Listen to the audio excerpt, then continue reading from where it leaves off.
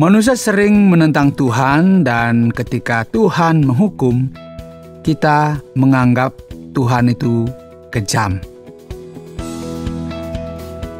Selamat datang di Jalan 66, program pendalaman Alkitab, di mana kita akan membahas setiap pasal dalam Alkitab secara mendalam. Sampai saat ini Alkitab tetap menjadi buku terlaris di dunia. Dan tentu saja penting bagi kita sebagai orang percaya untuk membacanya. Saya Oti Priambodo, pembawa acara Jalan 66, dan hari ini kita akan melanjutkan diskusi kita dengan kitab Kejadian pasal yang ke-19. Dalam pasal ini kita akan belajar tentang Lot, keponakan Abraham, yang memilih untuk tinggal di lembah Yordan bagian selatan. Pada saat itu, daerah tersebut subur dan hijau, cocok untuk peternakan. Namun, kota di mana dia tinggal penuh dengan kejahatan. Dan Lot tidak terlalu peduli selama kehidupannya berjalan baik secara finansial. Dia bersikap serupa dengan banyak orang saat ini yang bersikap toleran terhadap kejahatan selama hidup mereka tidak terpengaruh. Hari ini, Pak Yohanes sebagai narasumber akan membahas tema hujan api. Saudara, senang ya bisa berjumpa lagi dengan saudara dalam program Jalan 66. Dan kiranya Tuhan memberi kepada kita kekuatan untuk tetap setia mengiring Dia dan menjadikan kita pengikutnya yang senang belajar firman-Nya. Karena melalui belajar firman-Nya, kita akan tahu apa yang menjadi kehendak-Nya. Kalau kita tahu apa yang menjadi kehendak-Nya, maka kita bisa hidup berkenan kepada-Nya. Saudara, kita masih ingat setelah Lot pindah ke Sodom yang terletak di lembah Yordan yang sangat subur, dia juga punya pengalaman hidup yang pahit karena pernah diculik, karena pada waktu itu ada perang antar suku, dan puji Tuhan Abraham pamannya menyelamatkan keluarga Lot. Sekarang dalam pasal 19 dari kitab Kejadian, Lot harus diselamatkan lagi. Tetapi kali ini alasannya berbeda. Kalau dulu kan dia diculik, tetapi sekarang berbeda. Karena itu mungkin penasaran kita ya. Loh, sekarang masalahnya apa lagi? Yuk kita sama-sama belajar dari pasal 19. Kita akan mulai dari ayat yang pertama. Kedua malaikat itu tiba di Sodom pada waktu petang. Lot sedang duduk di pintu gerbang Sodom, dan ketika melihat mereka, bangunlah ia menyongsong mereka, lalu sujud dengan mukanya sampai ke tanah. Serta berkata, Tuan-tuan, silakan singgah ke rumah hamba-Mu ini, bermalamlah di sini dan basuhlah kakimu, maka besok pagi tuan-tuan boleh melanjutkan perjalanan. Jawab mereka, tidak, kami akan bermalam di tanah lapang. Tetapi karena ia sangat mendesak mereka, singgahlah mereka dan masuk ke dalam rumahnya. Kemudian ia menyediakan hidangan bagi mereka, ia membakar roti yang tidak beragi, lalu mereka makan. Saudara, menyajikan roti tidak beragi mungkin menunjukkan bahwa Lot sudah memahami beberapa hukum Tuhan, bahkan sebelum hukum Musa diturunkan. Tetapi sebelum mereka tidur, orang-orang lelaki dari kota Sodom itu, dari yang muda sampai yang tua, bahkan seluruh kota, tidak ada yang terkecuali datang mengepung rumah itu. Mereka berseru kepada Lot, "Di manakah orang-orang yang datang kepadamu malam ini? Bawalah mereka keluar kepada kami, supaya kami pakai mereka." Dan penggunaan kata pakai mereka menunjukkan bahwa mereka memiliki niat seksual. Niat seksual kepada orang-orang yang datang ke rumah Lot. Bahkan dikatakan bahwa mereka seluruh kota. datang mengepung rumahnya. Tidak ada yang terkecuali. Ayat 6, lalu keluarlah Lot menemui mereka ke depan pintu, tetapi pintu ditutupnya di belakang. Dan ia berkata, saudara-saudaraku, janganlah kiranya berbuat jahat. Kamu tahu aku mempunyai 2 orang anak perempuan yang belum pernah dijamah laki-laki. Baiklah mereka kubawa keluar kepadamu. Perbuatlah kepada mereka seperti yang kamu pandang baik. Hanya jangan kamu apa-apakan orang-orang ini, sebab mereka memang datang untuk berlindung di dalam rumahku. Ya, mungkin Lot tahu, sudah menyadari bahwa 2 tamunya adalah malaikat. Tetapi orang-orang Sodom tidak menyadari siapa sebenarnya yang ingin mereka lecehkan. Tetapi mereka berkata, enyahlah. Lagi kata mereka, orang ini datang ke sini sebagai orang asing dan dia mau menjadi hakim atas kita. Sekarang kami akan menganiaya engkau lebih daripada kedua orang itu. Lalu mereka mendesak orang itu, yaitu Lot, dengan keras, dan mereka mendekat untuk mendobrak pintu.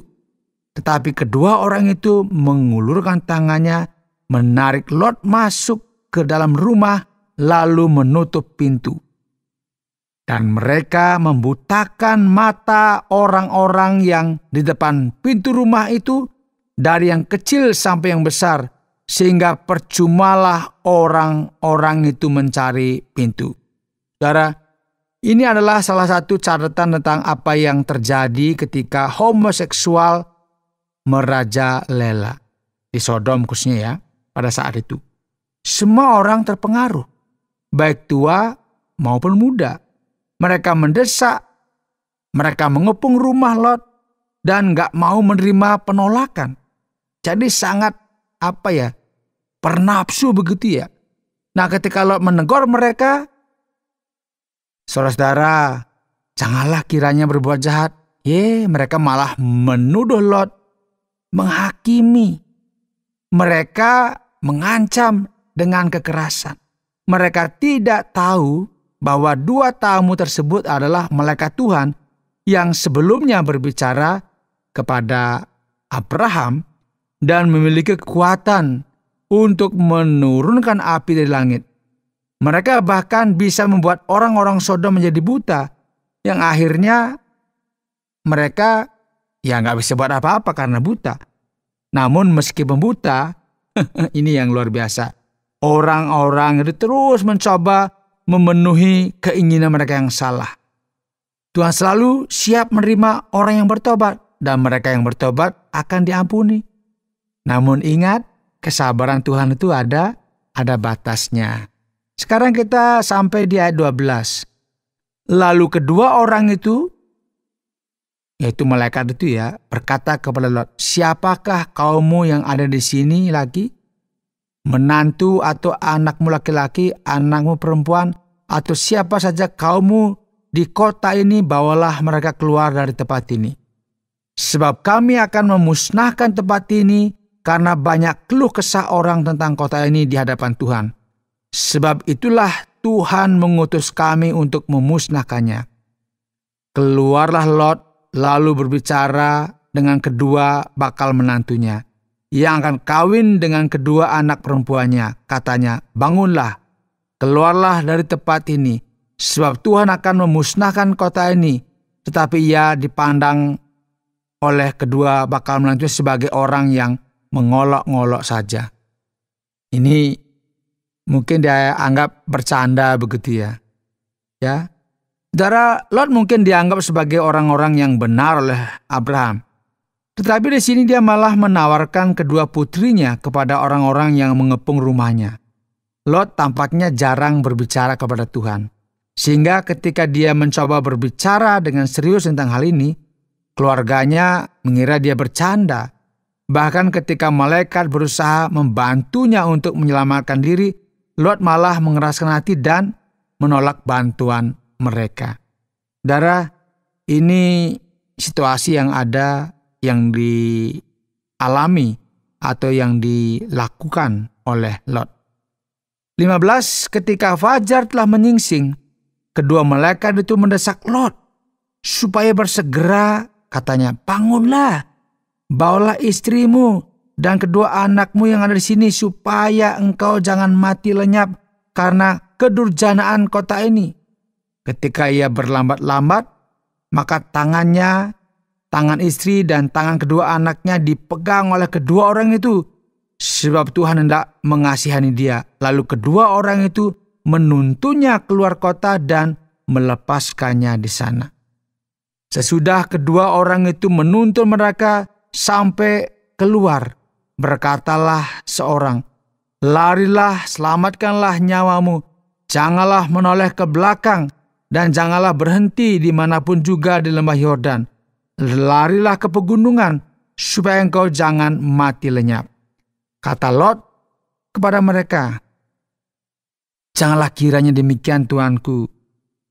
Sungguhlah hambamu ini telah dikarunia belas kasihan di hadapanmu. Dan Tuanku telah berbuat kemurahan besar kepadaku dengan memelihara hidupku. Tetapi jika aku harus lari ke pegunungan, pastilah aku akan tersusul oleh bencana itu, sehingga matilah aku. Sungguhlah kota yang di sana itu cukup dekat kiranya untuk lari ke sana. Kota itu kecil, izinkanlah kiranya aku lari ke sana. Bukankah kota itu kecil? Jika demikian nyawaku akan terpelihara. Sahut malaikat itu kepadanya, baiklah, dalam hal ini permintaanmu akan kuterima dengan baik, yakni kota yang telah kusebut itu tidak akan kutunggang balikan. Cepatlah, lari ke sana. Itulah sebabnya nama kota itu disebut Zoar. Saudara, Lot berteriak dan melawan ketika dia diseret keluar dari kota yang akan dihancurkan. Mungkin merasa, aduh, ini kalau lari nih rumah saya, harta benda saya, ternak saya semuanya ya hilang. Jadi dia merasa merasa nggak tega, belum siap, belum ikhlas. Ayat 23, matahari telah terbit menyinari bumi ketika Lot tiba di Zoar. Kemudian Tuhan menurunkan hujan belerang dan api atas Sodom dan Gomora, berasal dari Tuhan dari langit. Dan ditunggang balikannya lah kota-kota itu dan lembah Yordan dan semua penduduk kota-kota serta tumbuh-tumbuhan di tanah. Tetapi istri Lot yang berjalan mengikutnya menoleh ke belakang lalu menjadi tiang garam. Ketika Abraham pagi-pagi pergi ke tempat ia berdiri di hadapan Tuhan itu dan memandang ke arah Sodom dan Gomora serta ke seluruh tanah lembah Yordan, maka dilihatnya lah asap dari bumi membumbung ke atas sebagai asap dari dapur peleburan. Demikianlah pada waktu Allah memusnahkan kota-kota di lembah Yordan dan menunggang balikan kota-kota kediaman Lot. Maka Allah ingat kepada Abraham, lalu dikeluarkannya lah Lot dari tengah-tengah tempat yang ditunggang balikannya itu. Saudara, lembah yang dulunya subur dan hijau, penuh dengan padang rumput yang luas, sekarang tiba-tiba berubah menjadi padang gurun yang berasap dan penuh bebatuan asin di dekat Laut Mati. Kita bisa lihat di YouTube, bisa dilihat bagaimana keadaan tempat itu yang tadinya sebenarnya itu tempat yang sangat subur. Sekarang hanya menjadi kering, gersang, bahkan menjadi bebatuan. Bisa dilihat di sana. Nggak ada yang tumbuh di sana dengan baik, semuanya seperti kering ya. Mereka mengalami kehancuran karena ulah mereka sendiri. Manusia sering menentang Tuhan, dan ketika Tuhan menghukum, ya kita anggap Tuhan kok kejam. Nah, cerita ini tidak berhenti di situ. Lot kini sendirian, tanpa istri, dan hanya dengan 2 putrinya. Mereka sangat menderita. Mari perhatikan ayat 30. Pergilah Lot dari Zoar, dan ia menetap bersama-sama dengan kedua anaknya perempuan di pegunungan. Sebab ia tidak berani tinggal di Zoar, maka diamlah ia dalam suatu gua beserta kedua anaknya. Kata kakaknya kepada adiknya, ayah kita telah tua dan tidak ada laki-laki di negeri ini yang dapat menghampiri kita seperti kebiasaan seluruh bumi. Marilah kita beri ayah kita minum anggur, lalu kita tidur dengan dia supaya kita menyambung keturunan dari ayah kita." Pada malam itu mereka memberi ayah mereka minum anggur. Lalu masuklah yang lebih tua untuk tidur dengan ayahnya, dan ayahnya tidak mengetahui ketika anak itu tidur dan ketika ia bangun. Keesokan harinya berkatalah kakaknya kepada adiknya, "Tadi malam aku telah tidur dengan ayah. Baiklah, malam ini juga kita beri dia minum anggur. Masuklah engkau untuk tidur dengan dia, supaya kita menyambung keturunan dari ayah kita." Demikianlah juga pada malam itu mereka memberi ayah mereka minum anggur. Lalu bangunlah yang lebih muda untuk tidur dengan ayahnya, dan ayahnya itu tidak mengetahui ketika anaknya itu tidur dan ketika ia bangun. Lalu mengandunglah kedua anak Lot itu dari ayah mereka. Yang lebih tua melahirkan seorang anak laki-laki dan menamainya Moab. Dialah bapa orang Moab yang sekarang. Yang lebih muda pun melahirkan seorang anak laki-laki dan menamainya Ben-Ami. Dialah bapa Bani Amon yang sekarang. Saudara, jika kita ingin mengkritik dosa-dosa orang Sodom, kita juga harus melihat kesalahan Lot. Lot dan keluarganya tinggal di Sodom begitu lama sehingga mereka terpengaruh oleh keburukan di sana. Meskipun mereka tidak melakukan dosa yang paling buruk, dampaknya masih terasa. Misalnya ada kejadian di mana Lot mabuk dan terlibat inses, sehingga ia memiliki anak dari putrinya sendiri. Anak-anak ini menjadi nenek moyang bangsa Moab dan Amon yang sering menjadi musuh bangsa Israel. Tuhan membiarkan hal ini terjadi agar orang-orang bisa merasakan akibat dari tindakan mereka. Namun ini juga menunjukkan bahwa Tuhan dapat mengalahkan kejahatan apapun yang dilakukan manusia atau iblis. Sebagai contoh, Rut yang nenek buyut Raja Daud dan leluhur Yesus dari garis keturunan Maria berasal dari Moab. Jadi Tuhan dapat mengubah keburukan menjadi kebaikan.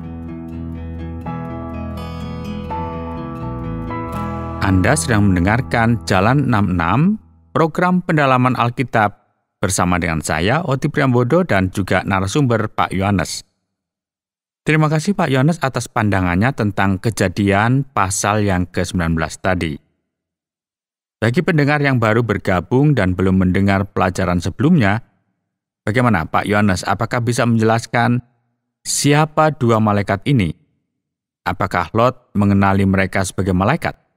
Ya, tentu Pak Oti dalam pasal sebelumnya kita telah belajar bahwa tiga sosok mendatangi Abraham di bawah pohon tarbantin.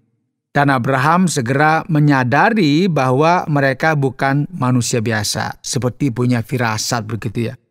Dan ternyata salah satunya disebut malaikat Tuhan yang merujuk pada wujud spiritual Yesus Kristus sebelum kelahirannya sebagai manusia di Bethlehem. Dua lainnya bisa kita asumsikan sebagai malaikat yang biasa begitu.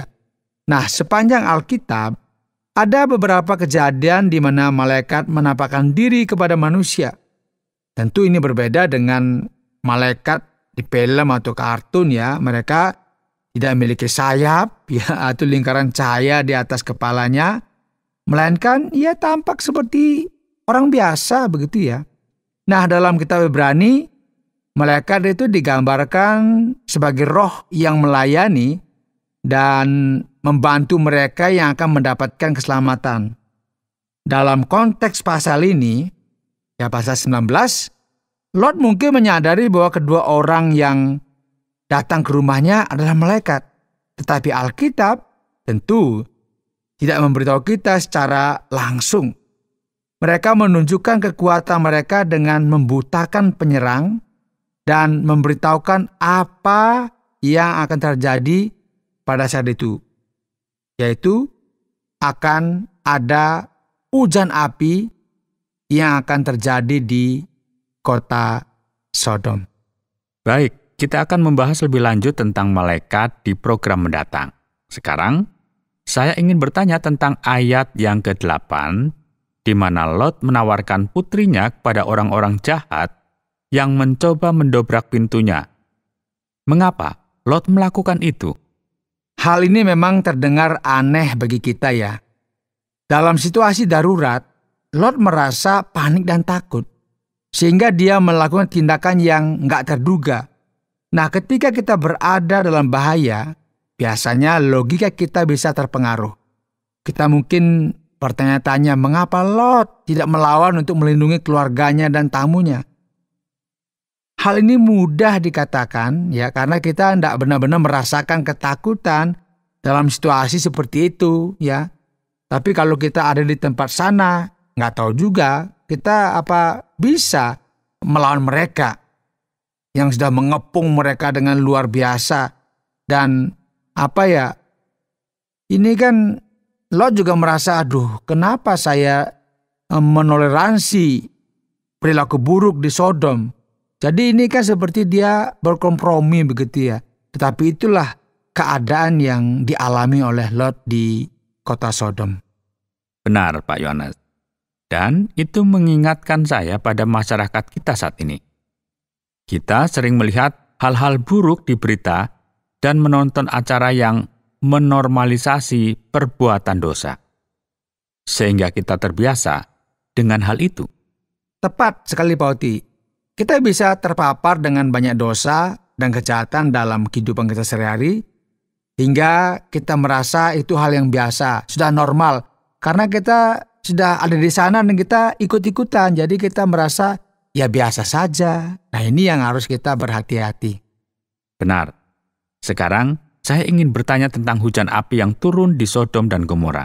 Nah, apakah ada penjelasan ilmiah untuk fenomena seperti ini, Pak Yohanes? Kita tidak tahu ya lebih dari yang tertulis dalam kitab Kejadian ya. Ada yang mengatakan mungkin itu hujan meteor atau letusan gunung berapi. Namun ayat 24 mengatakan Tuhan menurunkan hujan belerang dan api atas Sodom dan Gomora. Itu dikatakan berasal dari Tuhan, dari langit. Ayat ini menegaskan bahwa Tuhanlah yang melakukannya. Hujan belerang dan api datang dari langit dan membakar segala hal yang hidup di tanah itu. Banyak orang percaya bahwa daerah di mana Sodom dan Gomora berada sekarang adalah Laut Mati, yang sangat asin dan memiliki kandungan belerang yang tinggi. Laut Mati memiliki kadar garam yang sangat tinggi, sehingga tubuh kita akan mengapung dan sulit untuk tenggelam. Saya bahkan mendengar bahwa jika burung terbang terlalu rendah di atas Laut Mati, uap panasnya bisa membuat burung itu jatuh dan mati. Nah, daerah ini sangat tidak ramah bagi makhluk hidup. Tentu ini cukup mengejutkan ya, mengingat tumbuhan masih bisa hidup di negara-negara yang pernah dibom selama Perang Dunia Kedua. Namun tempat di mana Sodom pernah berada masih menjadi pengingat akan hukuman Tuhan hingga saat ini. Dan bagaimana dengan istri Lot yang menjadi tiang garam? Bagaimana hal ini bisa terjadi, Pak Yohanes? Tampaknya istri Lot ragu ya untuk meninggalkan Sodom karena memikirkan harta benda yang ditinggalkannya. Ketika dia menoleh ke belakang, dia berubah menjadi tiang garam. Hingga kini masih ada banyak tiang garam yang berdiri di sekitar daerah itu. Pertanyaan terakhir, tunangan putri-putri Lot tidak percaya saat diperingatkan tentang kehancuran yang akan datang. Nah, mengapa? Ya, mereka mungkin berpikir bahwa Lot pasti bercanda ya. Banyak orang juga mentertawakan Nuh ketika dia membangun bahtera. Tetapi nyatanya air bah tetap datang. Bahkan saat ini banyak orang mengejek ide tentang penghakiman Tuhan dan akhir zaman. Rasul Paulus mengatakan bahwa di akhir zaman akan ada orang-orang yang mengejek dan berkata, kami sudah mendengar tentang kedatangan Kristus yang kedua kali selama 2000 tahun. Mana buktinya? Ya, sering terjadi di kalangan anak muda, ya, ketika Injil dikabarkan mereka, loh memang ada apa yang disebut dengan akhir zaman. Nah, ketika Anda mulai berbicara tentang Tuhan, ingatlah, banyak orang menganggapnya sebagai dongeng belaka. Nggak percaya, malah mungkin tertawa ya. Ya itulah keadaan yang harus kita hadapi dan harus tetaplah kita menyampaikan apa yang Tuhan kehendaki bagi kehidupan manusia. Baiklah Pak Yones, bagaimana kesimpulan yang bisa kita ambil dari kitab Kejadian pasal yang ke-19 ini? Pasal ini menunjukkan bagaimana Tuhan mengirimkan malaikat-malaikatnya untuk menyelamatkan Lot dari Sodom sebelum kota itu dihancurkan oleh api. Orang-orang Sodom sangat jahat, sehingga mereka mencoba menyerang 2 malaikat di rumah Lot. Lot hampir tidak bisa selamat. Malaikat harus menariknya keluar dari rumahnya. Ketika api turun, seluruh lembah yang subur menjadi hancur. Yudas menulis bahwa kehancuran Sodom adalah contoh bagi orang yang mengejar dosa. Alkitab menunjukkan bahwa Tuhan adalah kasih, tetapi Dia juga adil. Dia tidak bisa membiarkan dosa. Saudara, sorga adalah tempat yang nyata. Begitu juga neraka. Kehancuran Sodom menjadi peringatan bagi kita semua untuk bertobat dan beriman kepada Tuhan Yesus Kristus. Terima kasih Pak Yones. Kita akan melanjutkan pembahasan kita tentang Kejadian pasal yang ke-20 dalam program berikutnya. Saudara pendengar, karena waktu yang tidak memungkinkan, kita akhiri program Jalan 66 kali ini. Kami menantikan Anda untuk tetap mengikuti pelajaran berikut dalam lanjutan pembelajaran Alkitab yang memberikan pelajaran menyeluruh tentang firman Tuhan. Jika Anda memiliki pertanyaan atau berespon terhadap topik berhubungan dengan program ini, silakan menyampaikan melalui WhatsApp ke nomor 081 333 777 386. 081 333 777 386. Terima kasih atas perhatian Anda.